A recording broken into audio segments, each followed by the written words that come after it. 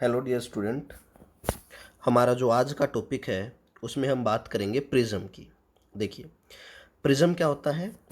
When two transparent mediums are inclined with each other at some angle then the arrangement is known as prism. तो ये आपके सामने देखिए, ये मेरे पास में क्या है, मेरा पहला ट्रांसपेरेंट मीडियम, और ये क्या है मेरे पास में, मेरा दूसरा ट्रांसपेरेंट मीडियम। दोनों को मैंने किसी एंगल पर इंक्लाइन कर दिया। अब ये जो मेरे पास में अरेंजमेंट बना है this is known as prism, और ये जो एंगल है आपका ये कहलाता है प्रिज्म एंगल। इसको हम प्रिज्म एंगल बोलते हैं और इसको हम ए से डिनोट करते हैं। ठीक है ना। प्रिज्म जो है उसका यूज़ आपने देखा ही होगा कि ये क्या करता है, वाइट लाइट को 7 कलर्स में स्प्लिट कर देता है। इसको हम बोलते हैं डिस्पर्सन ऑफ लाइट। इसको हम आगे पढ़ेंगे भी। ठीक है ना। क्यों करता है प्रिज्म ही ऐसा, क्यों करता है, ग्लास स्लैब क्यों नहीं करती है, वो सारी चीज़ें हम आगे देखेंगे। ठीक है। फिलहाल हम क्या देखेंगे, अभी अभी हम एक रिलेशन देखेंगे। देखिए फॉर एग्जांपल मान लीजिए, सॉरी,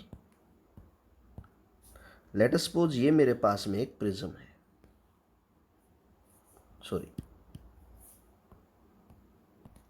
अब देखिए यहाँ पर आपके सामने एक प्रिज्म है। लेट अस सपोज ये मेरी इंसिडेंट रे आई यहाँ इस सरफेस, मान लीजिए मैं इसकी नेमिंग कर देता हूँ ए बी और सी। यहाँ इस सरफेस ए बी पर टकराई, टकरा करके बैंड हो गई है ये टुवार्ड्स नॉर्मल। उसके बाद ये सरफेस ए सी पर टकराई, फिर से बैंड हो गई है अवे फ्रॉम नॉर्मल।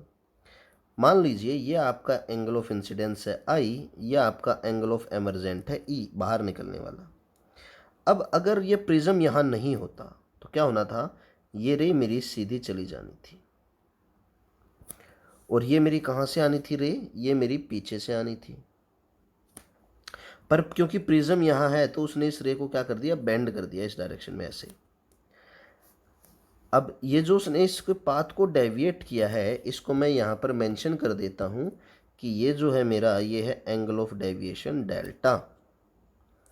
अब यहाँ पर मैं एक दो चीज़ें और मेंशन कर देता हूँ।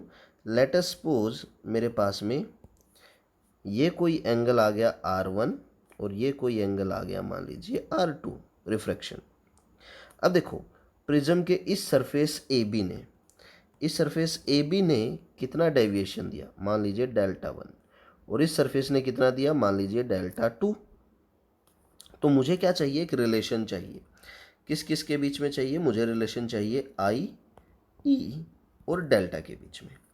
अब देखिए यहाँ पर जो मेरा ये एंगल डेल्टा है, एंगल ऑफ डेविएशन, ये किसके बराबर हो जाएगा, ये डेल्टा बराबर हो जाएगा डेल्टा 1 प्लस डेल्टा 2 के बराबर। अब मुझे डेल्टा 1 और डेल्टा 2 की वैल्यू मिल जाए तो काम चल जाए। अब देखिए डेल्टा 1 और R1 ये पूरा किसके बराबर होगा, मेरा एंगल आई के। तो मैं लिख सकता हूँ एंगल आई बराबर है delta 1 plus R1। Let us suppose ये फर्स्ट इक्वेशन आ गई। यहाँ से डेल्टा 1 की वैल्यू क्या आ जाएगी, आई माइनस R1। इसी तरह से एंगल ई बराबर क्या आ जाएगा, डेल्टा 2 प्लस R2 के। यहाँ से डेल्टा 2 की वैल्यू क्या आ जाएगी, एंगल ई माइनस R2। मैं क्या कर सकता हूँ, डेल्टा 1 और डेल्टा 2 को इक्वेशन 1 में यूज़ कर दूँ। यहाँ लिख देता हूँ on using delta 1 and delta 2 in equation 1। ठीक है, फर्स्ट में यूज़ कर लेता हूँ। अब क्या बनेगा, देखिए मेरे पास में डेल्टा इजिकल्स टू आ जाएगा डेल्टा 1 प्लस डेल्टा 2। डेल्टा 1 की वैल्यू क्या आ जाएगी, आई माइनस R1। तो आई माइनस R1 प्लस डेल्टा 2 की वैल्यू क्या आ जाएगी, E minus R2, E minus R2। यहाँ से मैं डेल्टा की वैल्यू को क्या लिख सकता हूँ, आई प्लस ई माइनस में ये क्या आ जाएगा, R1 प्लस R2। ये मेरे पास में आ जाएगा डेल्टा। अब मुझे अगर R1 और R2 की वैल्यू और मिल जाए तो काम चल जाए। अब देखिए R1 R2 की वैल्यू को हम कैसे निकाल सकते हैं। देखिए मैं इन दोनों के दोनों नॉर्मल्स को आगे बढ़ा देता हूँ, ये यहाँ इंटरसेक्ट करके। मान लीजिए ये कोई पॉइंट आ गया O, मान लीजिए यहाँ पर है M और यहाँ पर क्या आ गया, कोई पॉइंट N। अब ये क्वाड्रिलेटरल बन गया है। इन क्वाड्रिलेटरल AMON मैं लिख देता हूँ, इन क्वाड्रिलेटरल AMON चारों एंगल का समेशन मुझे पता है किसके बराबर होगा, 360 की। अब देखो ये एंगल तो 90 है, ये एंगल भी 90 है। मैं लिख देता हूँ, sorry, angle A plus angle M plus angle N plus angle O बराबर है 360 डिग्री के। एंगल एम और एन तो 90 90 हो गई, तो angle A plus angle O plus 90 is equals to 360 degree. Angle A plus angle O is equals to किसके आ गया, 180 डिग्री के। ठीक है ना, ये मान लीजिए आपकी, यहाँ पर मैं मान लेता हूँ इक्वेशन 2 आ गई, ये मान लीजिए आपकी इक्वेशन 3 आ गई। अब देखिए ये ट्रायंगल बन गई ओ एम एन, मैं ट्रायंगल ले लेता हूँ, in triangle O M N क्या बनेगा, देखिए ओ एम एन ट्रायंगल के अंदर angle R1 plus angle R2 plus angle O बराबर किसके, 180 के। इक्वेशन 4 आ गई मान लीजिए। मैं अब इन दोनों इक्वेशंस की एक साइड बराबर है तो दोनों साइड बराबर होंगी, तो मैं कह सकता हूँ from equation 3 and 4 left hand side बराबर है तो राइट हैंड साइड्स भी बराबर होंगी, या राइट हैंड साइड बराबर है तो लेफ्ट हैंड साइड भी बराबर होंगी। तो angle A plus angle O is equals to angle R1 plus R2 plus angle O, angle O से एंगल ओ कट गया, तो मेरा angle A is equals to क्या आ गया, angle R1 plus angle R2। अब R1 और R2 आगे मैं यहाँ पुट कर दूँ, इस इक्वेशन में पुट करते ही मेरे पास में देखिए डेल्टा की वैल्यू क्या बन जाएगी, यहाँ लिख देना ऑन यूजिंग इक्वेशन, ये मान लीजिए 5th है, ऑन यूजिंग 5 इन 2, तो delta is equals to I plus E minus में ए आ गया। आप इसको और अच्छे से लिखना चाहें तो आप क्या लिख सकते हैं, delta plus A is equals to I plus E, तो मैं इसको इधर ले गया, ये इधर रह गया, तो ये मेरे पास में क्या आ गया, इन तीनों के बीच में रिलेशन। ठीक है, तो ये रिलेशन आ जाएगा मेरा आई ई और डेल्टा के बीच में। अब देखिए, अब हमें क्या करना है, एग्जामिनर कई बार हमसे पूछ लेता, कुछ एक अजम्पशंस हमें दे देता है। लेट अस सपोज मैं मान लीजिए, अब देखिए मैंने आपके लिए ये प्रिज्म बना लिया है, और ये प्रिज्म है let us suppose very very thin, तो ये जो इसका मान लीजिए एंगल ए है ये बहुत स्मॉल है, when A is very very small, ये बहुत स्मॉल है, ठीक है ना, यानी कि थिन प्रिज्म है। अब ध्यान रखना, मैं सिर्फ जो भी बात करूँगा ये थिन प्रिज्म के केस में इम्प्लीमेंट होगी, फॉर थिन प्रिज्म ओनली। ठीक है, तो मैं इसको हाईलाइट भी कर देता हूँ, सिर्फ थिन प्रिज्म के लिए इम्प्लीमेंट होगी। अब देखिए अगर ये थिन प्रिज्म है मान लीजिए, और यहाँ से आपकी रे गई, टकरा गई, मान लीजिए यहाँ से बैंड हो गई और फिर टकरा के यहाँ से फिर से चली गई, ये मान लीजिए μ1 है और ये मान लीजिए μ2 है, ये एंगल आई हो गया, ई हो गया, R1 आप कर सकते हो, कोई बड़ी बात नहीं। अब यहाँ पर देखिए मैं इस इक्वेशन को एक बार ज़रा रीअरेंज करता हूँ, del is equals to I plus E minus A.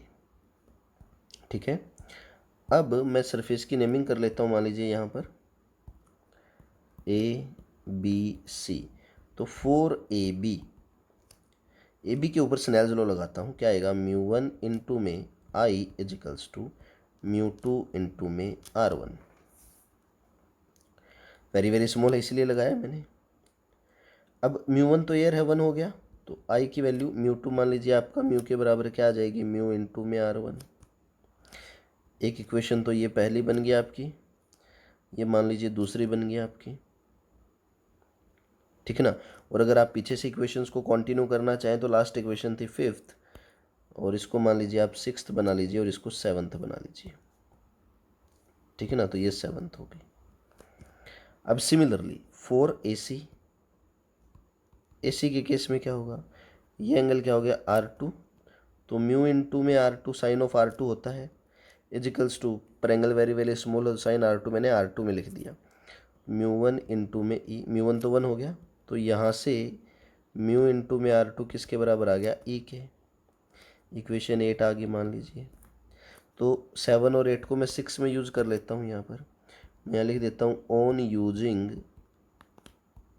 7 and 8 in equation 6। ठीक है, तो क्या बनेगा देखिए, डेल्टा इज इक्वल्स टू, आई की जगह वैल्यू पुट कर देता हूँ मैं, क्या आ जाएगी, म्यू इंटू में R1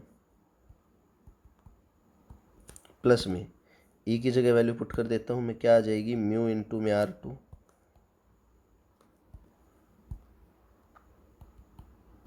माइनस में ए।